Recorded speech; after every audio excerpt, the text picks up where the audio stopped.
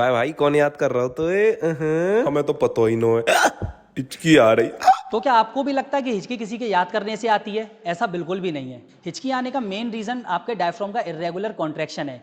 ये आपका डायफ्राम है और ये इस तरीके से कॉन्ट्रैक्शन और रिलैक्सेशन करता है। इसके साथ ही आपके वोकल कॉर्ड्स की ग्लॉटिस मसल भी कॉन्ट्रैक्शन और रिलैक्सेशन करती है, आपको सांस लेने में हेल्प करती है। लेकिन कभी कभी आपके ज्यादा खा लेने से या फिर ज्यादा कार्बोनेटेड ड्रिंक पी लेने से आपका स्टमक फूल जाता है और आपके डायफ्राम को प्रॉपर जगह नहीं मिल पाती है काम करने के लिए। इससे आपके डायफ्राम और ग्लॉटिस मसल का तालमेल नहीं हो पाता है और आपकी ग्लॉटिस मसल जल्दी जल्दी खुलने और बंद होने लगती है।